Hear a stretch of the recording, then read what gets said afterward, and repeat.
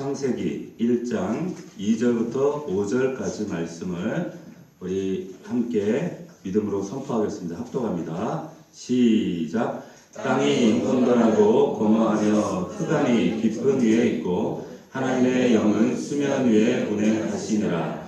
하나님이 이르시되 빛이 있으라 하시니 빛이 있었고 빛이 하나님이 보시기에 좋았더라. 하나님이 빛과 어둠을 나누사 하나님이 빛을 낮이라 부르시고 어둠을 밤이라 부르시니라. 저녁이 되고 아침이 되니 이는 첫째 날이니라. 아멘. 자, 우리 앞뒤자로 한번 인사합시다. 주님의 이름으로 축복합니다. 잘 오셨습니다.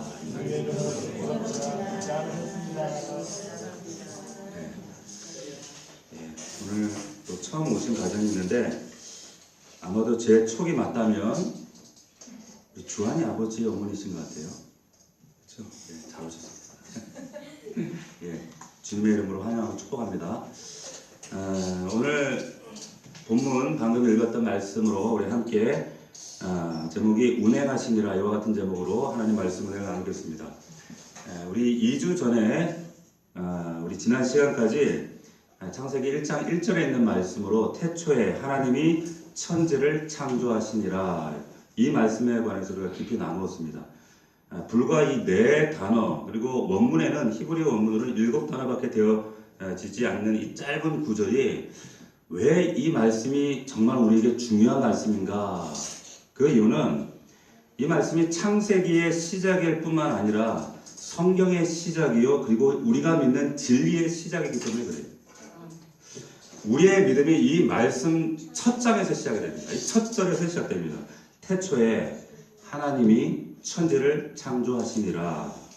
이 말씀을 우리가 어떻게 믿는가 그리고 어느 정도 믿는가 어떤 수준으로 믿는가 여기에 따라서 우리의 한 인간의 삶의 방향과 질과 수준과 내용이 완전히 달라집니다.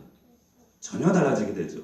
같이 교회를 다녀도 똑같이 책가방 들고 교회를 다녀도 이 말씀을 어떻게 인정하느냐에 따라서 그 사람의 신앙의 내용이 전혀 달라질 수밖에 없습니다.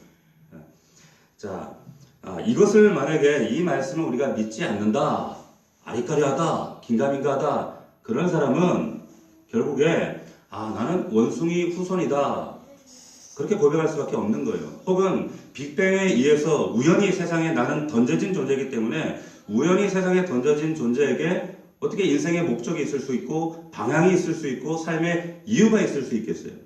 전혀 그럴 수 없다는 것이죠. 그렇기 때문에 창세기 우리가 읽었던 이 1장 1절의 말씀 이 말씀을 우리가 믿는다면 나를 포함해서 천지만물을 창조하신 하나님을 내가 믿는다면 결국 나는 목적이 있는 존재구나 이유가 있는 존재구나 그렇기 때문에 삶의 향방이 정해질 수밖에 없는 거예요. 분명하고 선명해질 수밖에 없는 것이죠. 그래서 내 인생이 이 1절의 말씀을 믿는 사람은 혹여나 우리가 살다 보면 그럴 수 있잖아요. 인생이 망가지기도 하고 깨지기도 하고 아프기도 하고 정말 심하게 깨어질 수도 있지만 그래서 도저히 회생 불가능해 보일 것처럼 그런 인생으로 우리가 전락해 버릴 수도 있지만 그러나 창조하신 분이 나를 고쳐주실 것을 내가 믿기 때문에 이 말씀 때문에 우리는 자유할 수 있는 거예요. 담대할 수 있는 겁니다. 하나님이 나를 창조하심을 믿는다면 이 말씀이 내 인생을 향한 나를 향한 하나님의 인생 매뉴얼이구나 이 사실을 우리가 확고하게 믿을 수가 있습니다.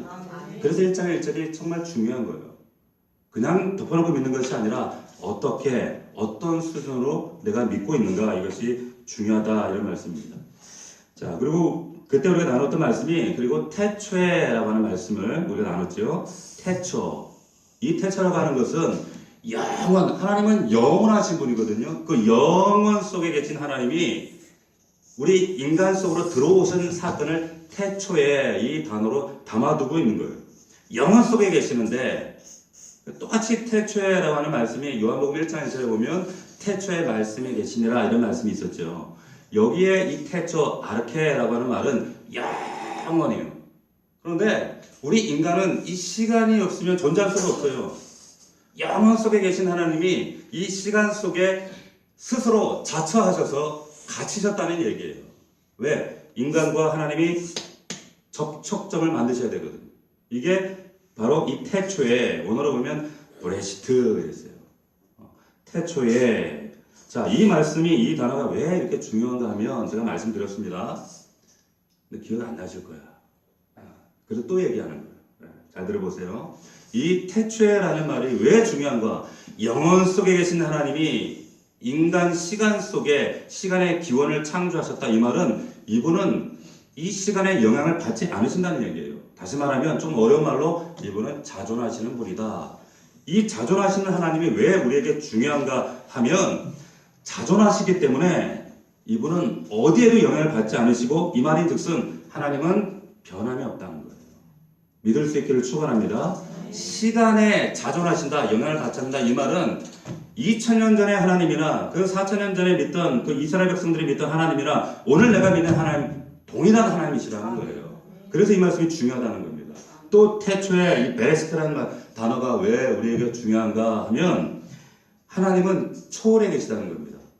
초월자시다. 다시 말하면 우리 인간은 반드시 시간과 공간 속에 지금 대한민국 용인 동백 이 남서울 비전 넘치는 교회 공간 안에 여러분들이 있어야 예배 드릴 수가 있어요.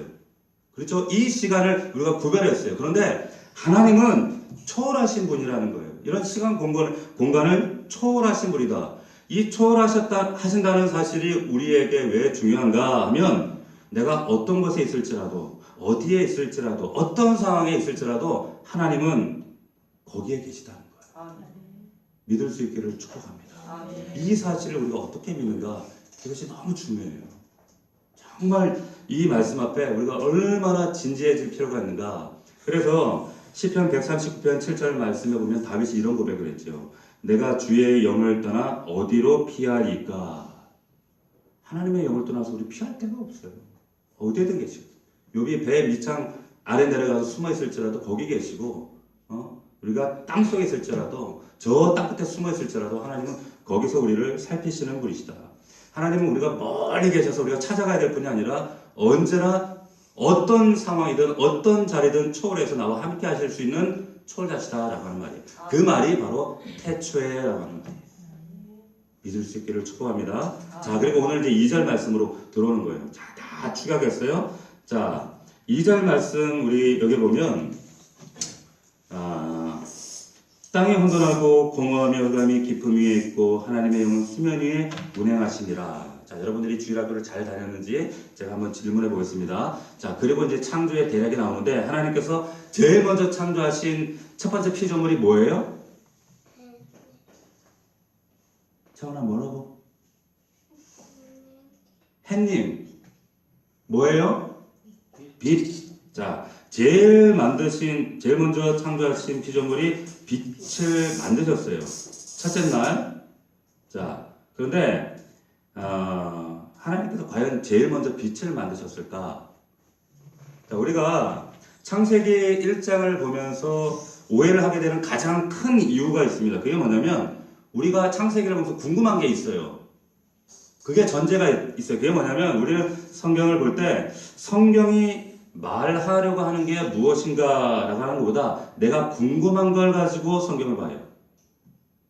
지금 우리가 뭐가 궁금하냐면은 지금 더군다나 이 첨단 5G 시대에 살고 있는 우리 이 자연과 문명 최첨단 시대에 살고 있는 우리는 뭐가 궁금하냐? 세상이 도대체 어떻게 기원했을까? 세상이 어떻게 만들어졌을까? 이게 궁금해요. 이 전제를 가지고 창세기를 봅니다. 그러니까 창세기 1장이 거기에 대한 여러분들이 답이라고 생각하는 거예요. 그래서 세상은 어떻게 만들어졌지? 어떤 방식으로 만들어졌지? 그래서 하나님이 어떻게 하셨는지를 막 추적해 나가기 시작합니다. 첫 번째 만드신 것이 빛이 있으라. 그런데 여러분 1장에서 과연 빛이 제일 먼저 만들어졌을까? 보세요. 2절을 보십시오. 빛을 만들기 전에 뭐가 있어요? 땅이 있잖아요. 땅이 혼돈하고 뭐라고 했어요? 여기 보면 수면 위에 물도 있어요. 여러분 빛을 만들기 첫째 날에 빛을 만들기 전에 땅이 있어요. 그리고 물이 있어요. 분명히 땅이 혼돈하고 공허하며 하나님의 영은 수면 위에 운행하신다. 얘네들 어디서 나왔어요? 어디서 나왔어요? 자, 우리가 보통 주일학교에서 배울 때 셋째 날 하나님께서 땅을 만드셨다고 우리 이렇게 배워요. 성경을 이렇게 우리가 보죠. 그런데 아까도 말씀드렸지만 우리가 전제를 어떤 전제를 가지고 보느냐면 이 진화론자에게 대응하기 위한 방식에 대해 사고를 가지고 도대체 이게 어떻게 기원된 거야? 이 전제를 본다는 거예요. 그래서 오해가 시작되는데 여러분 땅을 셋째 날 여러분 구절을 잘 보시면 셋째 날 땅을 우리가 만들었다고 배우는데 사실은 땅을 만드신 게 아니죠. 뭐예요? 땅하고 물이 혼돈스럽게 섞여 있었어요. 섞여 있는데 땅과 물을 엄밀히 얘기하면 나눠서 땅은 드러나게 하신 거예요. 땅은 그 이전에 있었어요. 자, 땅을 그날 만드신 것이 아니라 있던 땅을 드러나게 하신 거예요. 자, 그럼 땅을 언제 만들었어요? 1장 1절에서 만들었잖아요. 자, 1장 1절에 보시면 태초에 하나님이 천지를 창조하시니라. 우리 단어로는 천지로 나와 있지만 히브리어는 깁니다. 아주 길어요. 그래서 에트 하샤만 에트 왜 하렛 아주 긴 단어로 하늘들 하늘이 아니라 하늘들과 땅 보이는 땅과 땅 아래 땅까지 지하 세계까지 만들었다는 거예요. 근데 이 땅을 만드셨는데 이 말도 우리가 창세기 첫 번째 강의에서 잠시 언급을 했었습니다. 근데 이것이 태초에 하나님이 이 1절 말씀은 창조 내역을 간단하게 마치 선언하고 그 다음에 내역을 2절부터 하시는 말씀이 아니라 1절에서 하나님께서 창조의 첫 번째 원시 창조의 세계를 만드신 거예요. 창조의 물질을 만드신 거예요. 그래서 이 단어가 우리가 천지 이 말은 사실은 짧은 단어지만 굉장히 길게 풀이해놨다는 거예요. 원문에 보면. 그런데 1절에서 만들었다는 얘기는 여러분 끝났어요. 길게 설명하지 않습니다. 짧게 설명하고 넘어갔어요. 심지어는 물은 어떻게 만들어졌는지 설명도 안 해요. 그냥 물이 있었어. 여러분 그 얘기는 뭐냐면 이 글을 쓴 사람에게 하나님이 만들었다는 그 사실 자체를 길게 설명할 의도가 없다는 얘기예요. 다시 한번 지금 간단하게 설명하고 있는 것은 이 사람은 하나님이 만들었다.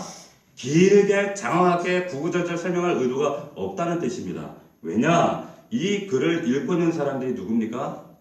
이스라엘 백성들이에요. 이 사람들은 이거 다 알아요.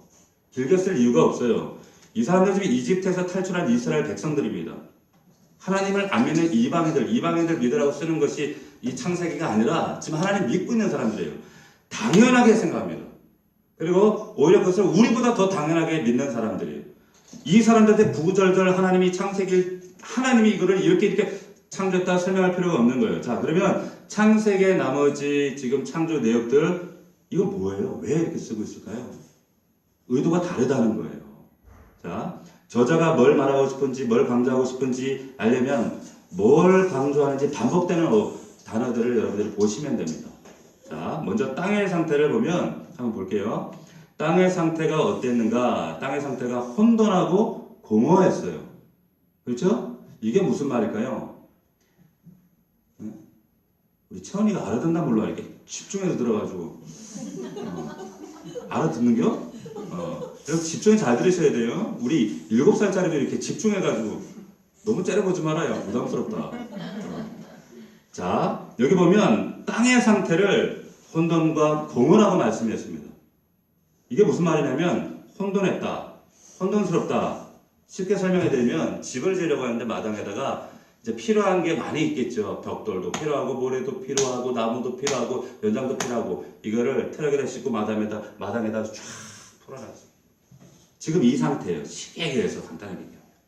자, 이걸 다시 한번 이게 혼돈스러워요. 혼돈스러운 상태예요. 아직은. 자, 이걸 여러분들이 생각하시면서 이제 1장에서 반복되는 단어들 한번 찾아보겠습니다. 같이 4절부터 보면 4절, 6절, 7절, 9절, 14절 보면 반복되는 단어가 있어요. 첫째 날 하나님이 빛과 어둠을 어떻게 했어요? 나누셨어요. 자, 둘째 날 하나님이 물과 물을 어떻게 하셨어요? 나누셨어요. 셋째 날 물과 육지를 바다와 육지를 어떻게 하셨어요? 나누셨어요. 자, 단어는 안 들었지만 넷째 날 하나님이 낮과 밤을 나누셨어요. 그렇죠? 낮과 밤을 나누셨단 말이에요. 계속 뭐를 나누고 있어요. 자, 이 단어 잘 기억하세요. 나누고 계셔요. 자, 또 계속 반복된 단어가 뭔가 하면 11절에 보시면 하나님이 만드실 때 항상 어떻게 만드셨는가 반복되는 단어가 있어요. 뭐예요? 예? 종류대로. 자, 나누시고 종류대로 계속 종류대로 반복해요. 자, 굳이 이렇게 반복할 이유가 있을 싶을 정도로 종류대로가 계속 반복이 됩니다. 나누는 것과 종류대로. 자, 땅이 첫 번째는 혼돈 상태, 공허한 상태였는데 이 혼돈 상태에서 하나님이 계속 나누시고 또 종류대로 하세요. 자, 하나님이 지금 뭐 하시는 거예요? 뭐 하시는 거예요? 채원아, 하나님이 뭐 하시는 거예요?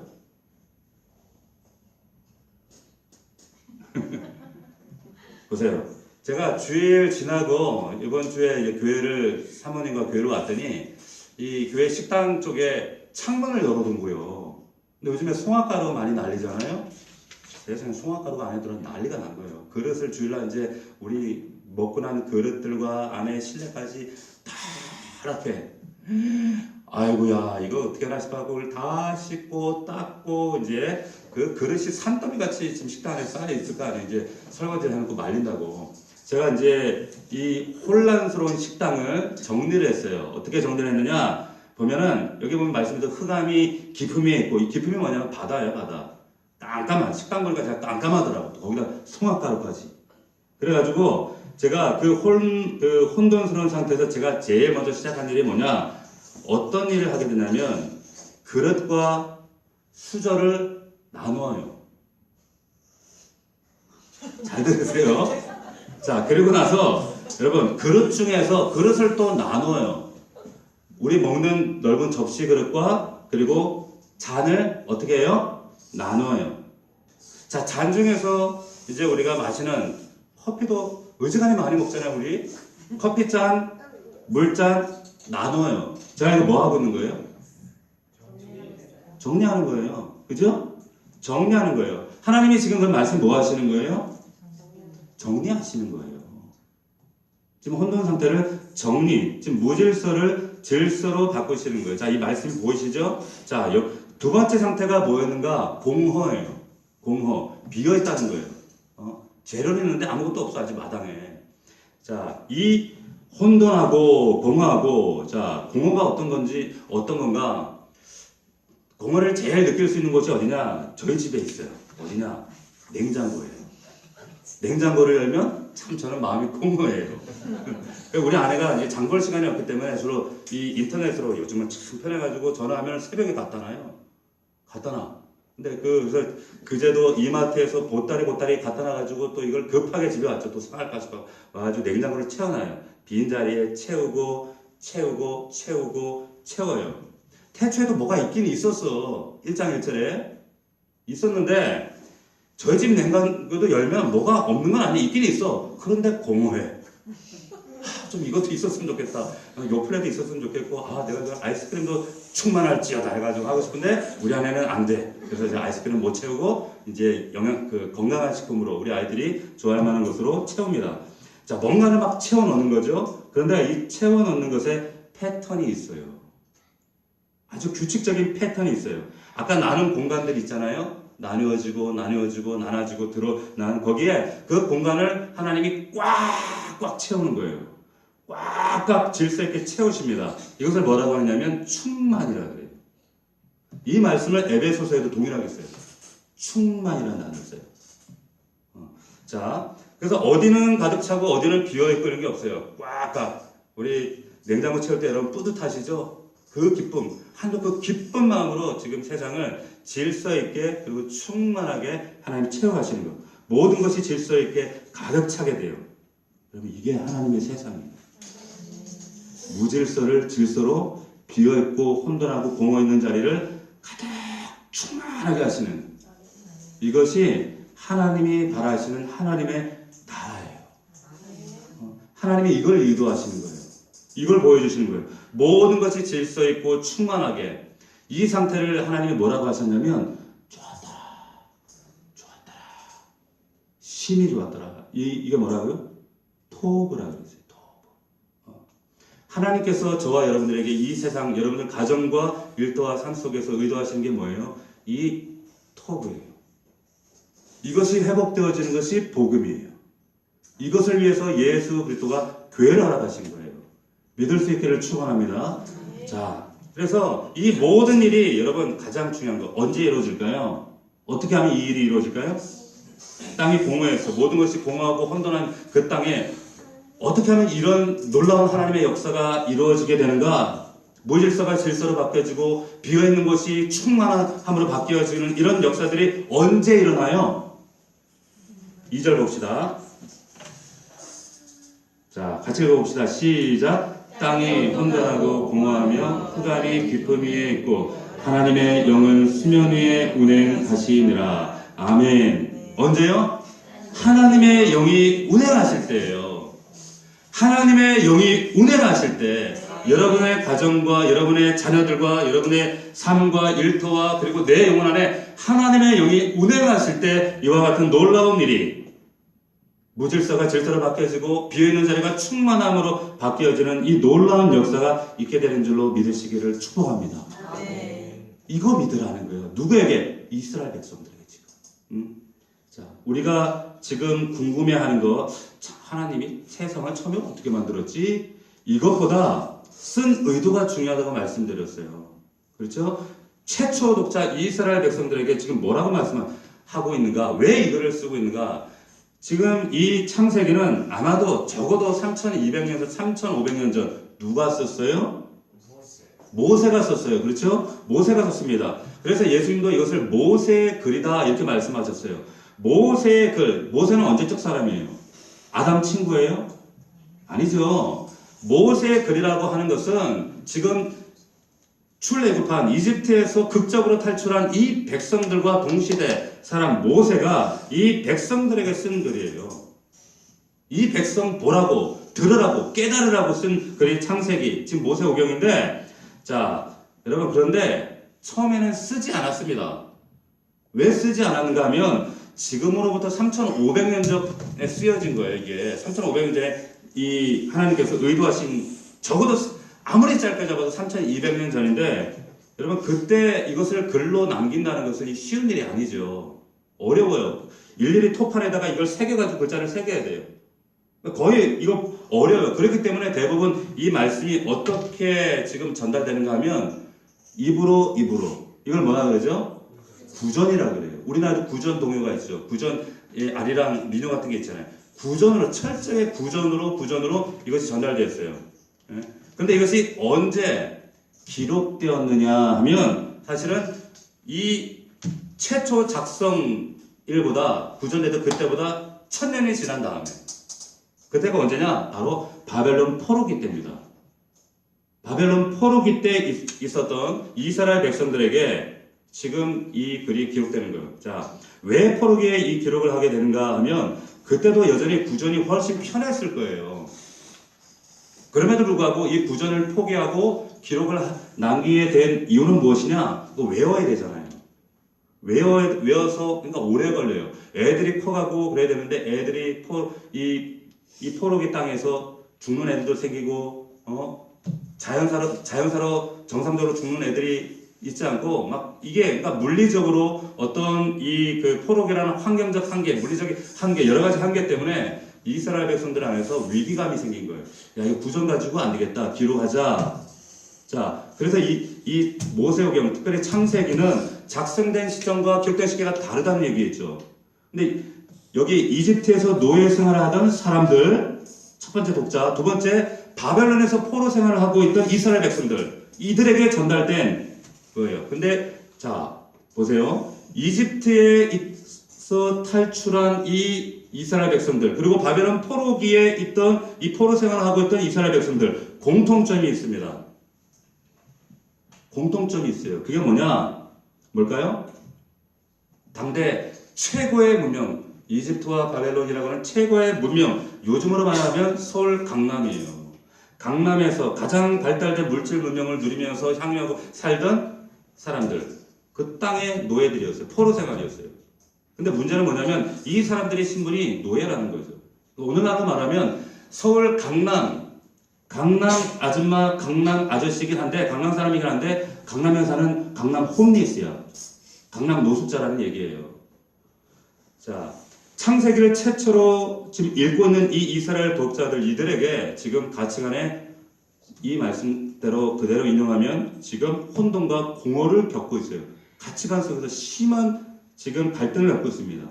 출애굽이라고 하는 거역할 수 없는 거절할 수 없는 이 하나님의 이 놀라운 위대한 결정적인 역사가 저들에게 있었던 반면에 현실은 뭐예요? 그 위대한 역사에 걸맞지 않는 황량한 광야 생활 현실이 너무 힘든 거예요. 너무 힘든 거예요. 하나님이 우리를 구원하신 그 위대한 구원의 역사에 반면에 오늘 나의 삶은 한없이 초라한 광야 생활이에요. 한치 앞에 내다볼 수 없고 먹을 것도 없는 이 현실적인 이 격차. 자, 이 격차 사이에서 위대한 구원과 그리고 믿음 이면에 있는 현실이라는 이 격차 사이에서 지금 백성들이 막 질문하고 원망하고 항의하는 겁니다. 자신에게 실망하고 자신의 인도한 하나님에 대해서 더 실망스럽고 그런 하나님에 대해서 끊임없이 의아해하면서 도대체 내가 누구지, 내가 어디로 가는 거지, 내가 뭐하러 여길 따라 나왔지 이렇게 힘들어하는 회의스러워하는 가운데 이 현실 이런 현실 속에서 백성들에게 주신 게 뭐예요? 창세기예요. 이 백성들에게 주신 것이 창세기입니다. 내가 왜 세상을 이 광야길을 걸어가고 있고 왜 하나님께서 나를 의도하셨고 너희가 지금 어디로 가고 있으며 이 광야 같은 이 현실 속에서 너희가 어떻게 하나님을 인정하고 이 현실 속에 너희가 믿음으로 자리매김해야 하는가라고 하는 것을 말씀하고자 하는 거죠. 자, 이스라엘 백성들이 출애굽했어요. 출애굽. 다시 말하면 애굽에서는 애굽 이집트 바로를 섬겼단 파로를 섬겼단 말이에요. 그 왕. 근데 이제 출애굽에서는 새로운 왕, 하나님이라고 생소한 그 하나님을 섬기기를 이제 시작했는데 그런데 옛날에 섬기던 그 이집트의 왕, 그 왕보다 지금 왕이 더 우월해야 되는데 지금 왕을 섬기면서 자꾸 옛날 왕이 그리운 거예요. 옛날 왕이 그리워요. 이 광야에서 목마르고 먹을 게 있어야 되고 힘들고 여러분 우리가 생각할 때 참 얘들 수준이 진짜 이스라엘 백성 참 하나님이 벌 줄만 하다. 맨날 목마르다, 밥 달라, 고기 달라, 얘들 수준이 유치하네. 여러분 그럴 게 아니에요. 여러분 거기 갖다 놔도 여러분들도 똑같이 그랬을 거예요. 오늘날도 우리가 가만히 들여다보면 우리의 수준은 결국 그 수준에서 벗어나지 못하는 성도들이 너무 많아요. 현실적인 수준에서 벗어나지 못하는 거예요. 제가 여러분 주일날 이제 그 설교를 하고 나서 나가다가 간혹 그런 분들이 있을 수 있겠죠. 오늘은 목사님하고 손이라도 한번 잡고 가야지, 아는 척을 해야지 하고 했는데 제가 이렇게 가다가 이렇게 막 정신없이 하다 보면 어떻게 이게 못 보고 지나갈 때가 있어요. 그런데 이런 거 가지고 시험 되는 성도가 있더라고. 목사님이 괜히 나한테 삐졌나 보다. 목사님 요즘 눈빛이 이상해. 애정이 식었어. 저는 그게 아니라 이게 어떤 관심사나 다른 거에 빠져 있기 때문에 사실 그 성도를 못 본 것 뿐이죠. 그런데 이 성도는 어떻게 삐져요. 그죠? 삐질 수 있죠. 시험거리가 된단 말이에요. 시험 될 가능성이 있어요. 자, 이게 무슨 말인가 하면 여러분 아무리 많은 은혜를 받아도 그 놀라운 구원의 능력을 체험해서도 내 현실적인 욕구가 내가 생각하는 내가 전제하는 어떤 것이 충족되지 않으면 우리들은 언제든지 삐질 수 있어요. 이스라엘 백성들이 지금 출애굽이라는 엄청난 위대한 하나님의 역사를 구원을 경험했어. 광야로 나왔지만 맞닥뜨린 현실은 뭡니까? 없는 거예요. 아무것도 없는 거예요. 내가 원하고 이 이스라엘 백성들이 원하고 충족받고 싶고 모든 객관적인 조건들이 이제 거기 모든 것들이 다 준비되어 있길 바랬는데 황량한 먼지라는 사막밖에 없는 거예요. 그러니까 이 자신들에게 주신 하나님의 구원과 이 현실 사이에서 지금 갈등하고 이 격차 때문에 괴로운 거예요. 괴롭게 된 거죠. 자, 그래서 이런 상황 가운데 결국 어떻게 되는가 생각이 왜곡될 수밖에 없습니다. 아무리 위대한 구원과 믿음이 견고하다 할지라도 현실적인 문제가 딱 생기죠. 문제가 오죠. 이게 충족이 안 되면 자꾸 믿음도 왜곡되기 시작해요. 해석이 자꾸 왜곡돼요. 자기가 원하는 방향. 이것을 분별하기 위해서 우리가 말씀을 복사하는 거예요. 그리고 끊임없이 교회가 이 말씀을 나누는 거예요. 진짜 하나님의 의도하신 바가 무엇인가? 자, 예수 그리스도의 거룩한 그 하나님의 놀라운 은혜로 우리가 구원받았어요. 근데 구원받은 이후의 삶, 죄로부터 우리가 자유하고 벗어나서 왕이신 하나님의 그 다스리심 안으로 들어갔는데, 근데 우리들의 삶을 보면 오히려 현실은 죄의 지배 아래 살 때가 오히려 더 매력적으로 느껴진단 말이에요. 더 좋아 보인단 말이에요. 그때 질문하게 되는 그 질문에 대해서, 그런 우리의 갈등에 대해서 답해주는 것이 창세기라는 거죠. 너희들 왜 사니? 너희들 지금 어디 가는 거니? 다시 그 애굽으로 그리워하고 그 애굽으로 달려가고 싶은 우리 안에 있는 똑같은 동일한 성장을 가진 우리에게도 동일하게 이 창세기를 해주고 있다는 거예요. 그래서 단순히 이 창세기가 뭐 진화론 무신론자에게 너희들이 이렇게 대응해야 돼, 야 이건 과학적인 책이야, 이렇게 이것을 우리에게 알려주기 위한 그런 책이 아니라 하나님께서 세상을 창조하신 그 창조의 의미와 목적이 무엇인가 이 본질을 알려고 주시는 말씀이 창세기입니다. 자, 이들에게 창세기 1장 1절 이 2절은 어떤 의미인가? 여기 보면 두 땅이 나옵니다. 두 땅이 나오는데 혼돈하고 공허한 땅이 나오고 질서 있고 충만한 땅. 근데 그 사이에 하나님의 영이 운행하고 계세요. 자, 하나님의 영이 운행하시는, 그리고 하나님의 영이 이끄시는 땅이 있고 하나님의 영이 전혀 이끄시지 않는 땅이 있었어요. 이집트와 바벨론이 될 수도 있고 광야일 수도 있어요. 혼돈하고 공허해요. 자, 왜냐하면 이집트 바벨론은 겉으로는 화려해 보이지만 질서가 없거든요. 무질서예요. 여기는 합법과 불법의 경계가 없어요. 그냥 권력과 돈 있는 것이, 이것이 최고 아름다운 거예요. 이 땅에는 질서는 그냥 정거리 법칙, 양육 방식이에요. 그냥 가진 힘. 그래서 아마 물질 문명의 극치를 이루고 있는 오늘날이나 그때 당시에 바로의 그 창고와 궁전과 집이 얼마나 어마어마했겠습니까? 얼마나 대단했겠어요? 그런데 없는 사람, 노예들, 이스라엘 백성들, 그 밖에 사람들, 없는 사람, 가난한 사람들 너무너무 힘들었어요. 고무했겠죠. 자, 광야에서도 마찬가지였어요. 광야도 마찬가지, 이집트 바벨론에서도 마찬가지였어요. 그런데 이들에게 이 창세기는, 야, 근데 이거 진짜 세상이 아니야. 이건 우리가 진짜 그렸던 땅이 아니야. 말씀하고 있는 거예요. 그리고 우리가 돌아가야 할 곳이 있다. 그것은 하나님이 운행하시는 곳이야. 거기에는 질서가 있고 또 모든 것이, 그런 것이 의롭게 바뀌어지고 불의한 것이 정의롭게 바뀌어지고 모든 것이 균형 있게 채워져 있고 충만한, 그리고 가장 중요한 것은 그것은 하나님이 운행하시는 땅이야 라고 하는 것을 창세기는 말씀하고 있는 거예요. 특별히 이 2절이 그것을 말씀하고 있는 겁니다. 여러분, 기독교 우리가 믿는 이 신앙은 창세기 1장부터 야 니네 이거 해라 저거 해라 전도해라 뭐 청소해라 봉사해라 이거로 시작하지 않습니다. 이걸 말씀하는 것이 아니라 이 기독교의 신앙의 첫 모습은 뭐냐? 하나님이 일하시는 곳, 하나님이 운행하시는 그 땅을 바라보라는 거예요. 그 땅, 하나님이 어디에서 운행하시는가, 우리가 어디를 소망해야 하는가, 어디를 꿈꿔야 하는가, 이것을 말씀하시는 것이 창세기입니다. 믿을 수 있기를 축복합니다. 자, 근데 이스라엘 사람들에게 큰 위험이 있었어요. 그게 뭐냐? 약속의 땅으로 가는 것을 포기하고 싶은 마음이에요. 포기하려고 하는 거예요. 아니 굳이 뭐 약속의 땅까지 가. 그냥 애굽에서 잘 살면 되지. 애굽에는 뭐 넘치는 게 없나? 충만한 게 없나? 애굽에는 뭐 다 공허한가? 애굽에도 나름 있잖아. 비어있는 곳이 있으면 좀 넘치는 곳을 내가 가면 되지. 뭐 하나님이 질서가 무질서로 바뀌고 혼돈이 공허가 뭐 충만을 채워주는, 나는 그런 거 관심 없고 그냥 하나님, 그냥 이 땅에도 충만한, 눈에 보이는 가시적인 충만한 것으로 내가 없으면 가서 이사해서 살면 되지. 자, 그런데 창세기는 그걸 말씀하시지 않아요. 진짜 충만함이 있다.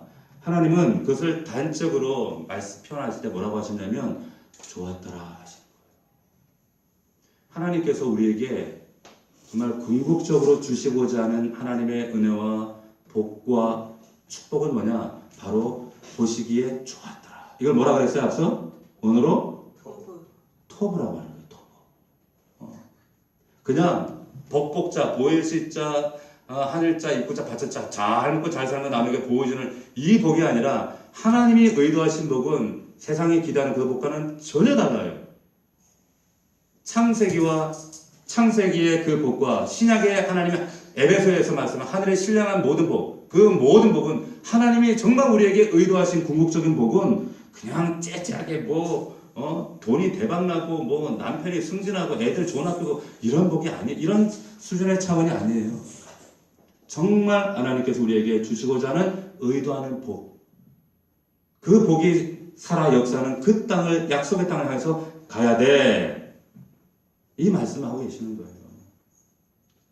이 말씀이 여러분들 삶 가운데 운행될 수 있기를 주님의 이름으로 축복합니다. 이 일이 어떻게 가능해요? 하나님이 영이 운행하셔야 돼요. 가정과 여러분들 직장과 일터와 삶 속에, 여러분 가문 속에 하나님의 영이 운행하시지 않으면 이런 일이 일어나지 않습니다. 질서가 무질서로, 혼돈과 공허가 충만으로 하나님의 영이 내 안에서 일하실 때, 그 하나님이 내 안에서 인격적으로 나와 소통하실 때, 반응하실 때, 일하실 때, 이 역사가 가능해져요. 오늘 어떤 우리 그 집사님 한 분이 이제 그 전도 마음에 품고 있는 어떤 두 분, 이제 두 분은 낙심자, 한 분은 믿는 분을 만나서 이렇게 식사를 하면서 이분들을 어떻게든지 다시 말씀을 회복시켜야 되겠다 만났대요. 근데 제 마음에 어떤 마음에 참 은혜가 됐냐면 참 떨리지 않겠어요? 낯선 사람을 초대해서 가정을 오픈해서 그것도 낙심한 사람, 교회 상처가 있고 어떤 교회의 여러 가지 매너리즘 때문에 떠나 있던 이 사람을 자신 친분도 없는 집으로 초청해서 음식을 대접하고 또 그것이 어떤 인간적인 모임이 아니라 말씀을 가지고 그 자리에서 하나님의 운행하심을 기대하며 한다는 게 이게 쉽지 않거든요. 그래서 물어봤어요. 안 떨리더냐고. 그랬더니 안 떨리대요. 희한하게 안 떨리고 그 자리에서 찬송과 간증과 나눔 속에서 하나님이 일하심을 보면서 제가 이렇게 보는데 얼굴이 환한 거예요. 옛날에 그 성화 보시면 예수님 이제 이렇게 있죠. 후광이 이게 떠서 들어오더라고. 근데 더 놀라운 것은 뭐냐? 그 후광이 떠가지고 저한테 고기를 사주더라고. 네, 그래가지고 더 얼마나 참 그게 은혜가 되는지. 네, 자기가 충만하니까 그 충만함을 더 흘려보내고 싶은 거예요. 여러분, 하나님이 운행하시는 그 자리의 역사는요, 우리가 상상할 수 없는 일들이에요. 제가 한번 그런 이야기를 한 적이 있을 거예요. 저희 어머니께서 한 20여 년 전에, 20여 년도 더 됐죠? 98년도에 돌아가셨으니까, 그때 돌아가실 때 갑작스럽게 부산의 어떤 모병원에서 3개월 남았습니다. 이 얘기를 듣고 돌아가셨어요. 저 아직 학생이었어요. 공부하고 있던. 근데 수술했는데 열었다가 닫았대요. 안 됩니다. 그래가지고. 근데 그 어머니한테 처음에 말씀을 못 드렸어요. 어머니 3개월 남았대요. 차마 그게 말이 안 떨어지더라고요. 근데 그 어머니가 눈치가 빠르시더라고요. 우리 어머니가 눈치를 딱 까시더라고. 뭔가 이게 분위기가 이게 낌새가 이상하니까 아신 거예요. 아신 거예요. 한 번은 어머니가 그 병원에 병실 안으로 들어갔더니 어머니가 우시는 거예요. 처음에 제가 이제 어머니한테 사실 그 전에 말씀을 드렸어요. 어머니 이제 3개월 남았대요. 준비하셔야 될 것 같아요. 하나님이 생각보다 빨리 부르시네요. 얘기했더니 어머니가 왜 진작에 얘기하냐고 저를 막 혼을 내시더라고. 그런데 이제 병실에 그러고 나서 얼마 후에 들어갔더니 어머니가 막 울고 계시니까 제가 속으로 덜컹하는 거죠. 우리 어머니도 어쩔 수 없이 그리고 인간이구나, 슬프시구나. 아직 뭐 시집 장가도 안 간 자식들 두고 가려니까 눈앞이 깜깜하고 또 인생도 서럽고. 왜냐면 일찍 혼자 되셨거든요. 그리고 전도사님이셨어요. 그러니까 여러 가지 막 인생의 상념도 막 파도처럼 밀려오고. 그러니까 힘드신가 보다. 그랬는데, 오시면서 저한테 하시는 얘기가 있었어요. 뭐냐면, 그때 이제 교회에 섬기던 그 정식이라는 분이 있었어요. 근데 장애인이에요. 그분 얘기를 하시면서 우시더라고.